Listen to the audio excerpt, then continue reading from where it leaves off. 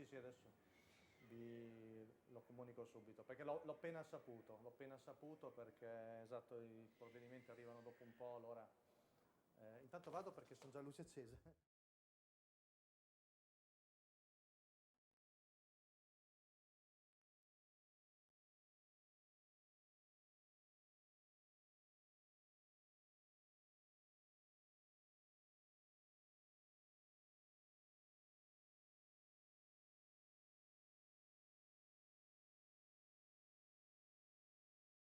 Quinta corsa, premio Erasistor Toscanella di Dozza Bologna.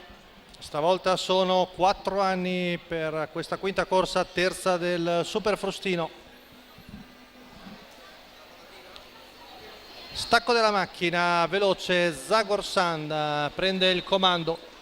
Parte veloce anche Flushing, il Sauro francese di Vincenzo Piscoglio, che va in seconda posizione davanti a Zebrina Font.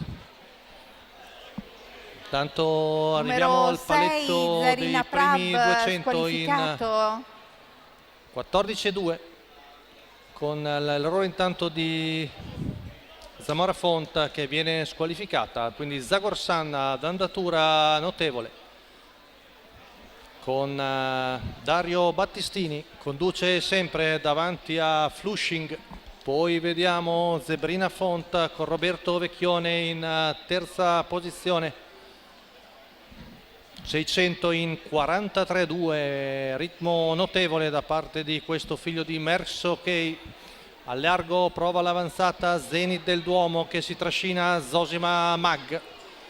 Il giro è percorso in 57,7 addirittura, ancora un 14,5 qui davanti alle tribune, fa andatura Dario Battistini con Zagor Sand in seconda posizione, Flushing a precedere Zebrina Font, poi il 7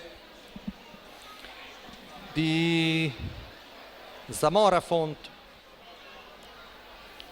Intanto vediamo che prova Zosima Mag a lanciarsi in terza ruota su Zenit dell'Uomo, che non è efficace perché Zagor Sand tiene ancora un ritmo indiavolato, 14,4, prende vantaggio netto Zagor Sand su Flushing, l'errore di Zosima Mag. Numero 10, prova a avanzare Zosima anche Mag, Zaffiro Top, ma ha un muro davanti. Intanto Zagor Sand fa corsa per proprio conto. Numero 7, Dario Zamora Battistini Font, viene a stravincere con Zagor Sand, mentre per il secondo posto è Zenit del Duomo che alla fine riesce a prevalere su Zaffiro Top, Zebrina Font, e al quarto uno stremato Flushing. 1,13,1 la media al chilometro. Zagor Sand, ancora Andrea Vitagliano al training con questo figlio di Merckx Key del signor Angelo Silvestro, che viene letteralmente a dominare alla quota di 5,15.